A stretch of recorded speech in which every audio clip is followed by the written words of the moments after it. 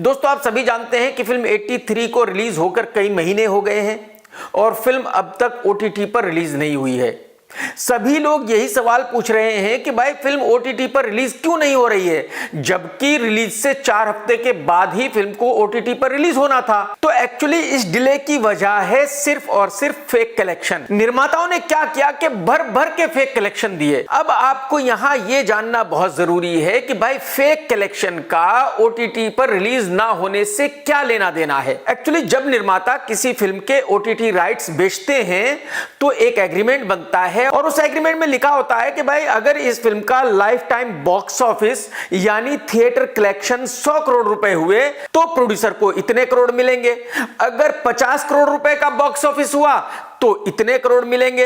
अगर 150 करोड़ रुपए का बॉक्स ऑफिस हुआ तो इतने करोड़ मिलेंगे। अगर 200 करोड़ का, 250 करोड़ का, 300 करोड़ रुपए का बॉक्स ऑफिस हुआ तो इतने करोड़ रुपए मिलेंगे। और आपको यह भी पता होना चाहिए कि 99% फिल्मों के ओटीटी राइट्स, टीवी राइट्स सब कुछ रिलीज होने से पहले ही बिक जाते हैं। और यही एक वजह है कि निर्माता फेक कलेक्शन देते हैं और भर भर के देते हैं।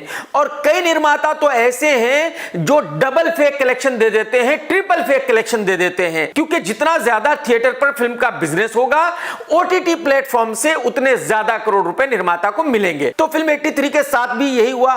फिल्म रिलीज होने से पहले ही निर्माताओं ने ओटीटी राइट्स बेच दिए थे, लेकिन एग्रीमेंट में लिखा हुआ था कि भाई अगर 100 करोड़ का बॉक्स ऑफिस होगा तो इतने करोड़ मिलेंगे, 150 करोड़ का बॉक्स ऑफिस होगा तो इतने करोड़ मिलेंगे, 200 करोड़ का बॉक्स ऑफिस होगा तो इतने करोड़ मिलेंगे। 83 के निर्माताओं को तो यह उम्मीद थी कि उनकी फिल्म का बिजनेस होगा 500 करोड़ रुपए, क्योंकि सभी समोसा क्रिटिक्स ने उस फिल्म को 2 महीने पहले देखकर ही यह कह दिया था कि भाई इस फिल्म का 400-500 करोड़ के नीचे बिजनेस हो ही नहीं सकता। तो जाहिर सी बात है निर्माताओं को फुल कॉन्फिडेंस था कि भाई उनकी फिल्म तो 400-500 करोड़ रुपए करने ही वाली है, तो उन्होंने एग्रीमेंट पे आंखें बंद करके साइन कर दिए। फिल्म रिलीज हुई और डिजास्टर हो गई।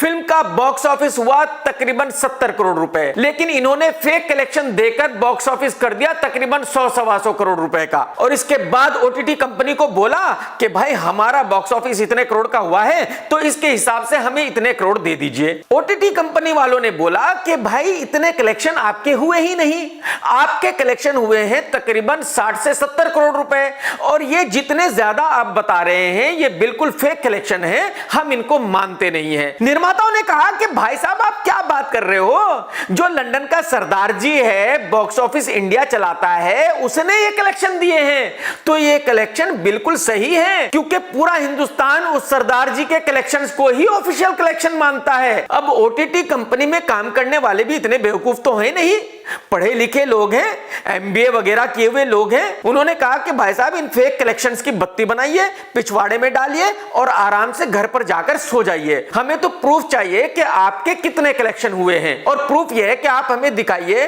कि आपने कितने करोड़ रुपए कलेक्शन पे जीएसटी भरा है।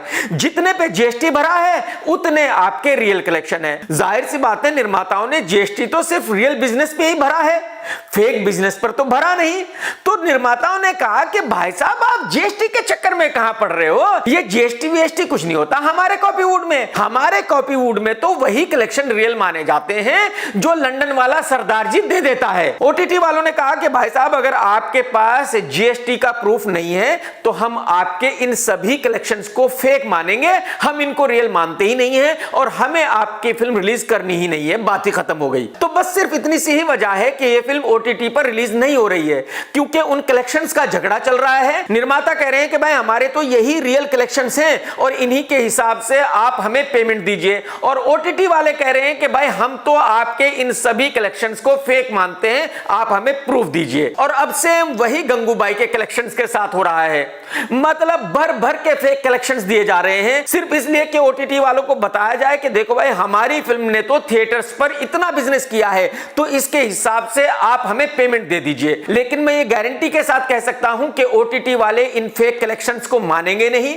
ओटीटी वाले इनको पेमेंट देंगे नहीं, ओटीटी वाले इनसे प्रूफ मांगेंगे इन कलेक्शंस का, और जाहिर सी बात है इनके पास फेक कलेक्शंस का कोई प्रूफ होगा नहीं, तो इस फिल्म का भी ओटीटी पर रिलीज होना बहुत मुश्किल है। या फिर दूसरा तरीका निर्माताओं के पास यह है कि वो ये बात मान ले कि हाँ भाई हमने तो ये फेक कलेक्शंस दिए हैं ट्रेड के लिए, लेकिन हमारे रियल कलेक्शन ये है 60-70 करोड़ रुपए, इसके हिसाब से आप हमें पेमेंट कर दीजिए। तो अगर निर्माताओं ने रियल कलेक्शंस की बात मान ली तो फिर यह फिल्म 4 हफ्ते के बाद ओटीटी पर रिलीज हो जाएगी, और अगर निर्माता उसी तरह अड़ गए जैसे 83 वाले अड़े हुए हैं तो फिर इस फिल्म का भी ओटीटी पर रिलीज होना बहुत मुश्किल है।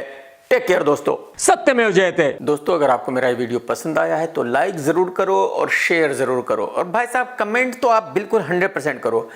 आपको पता है कि मैं आपके सारे कमेंट्स पढ़ता हूं, सबको रिप्लाई करता हूं, तो कमेंट्स करना मत भूलिए।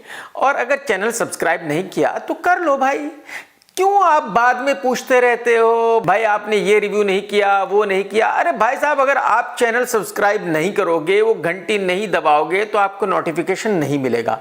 फौरन ही घंटी दबा दो, दबा दो। हाँ बस ये बढ़िया किया अब आपने।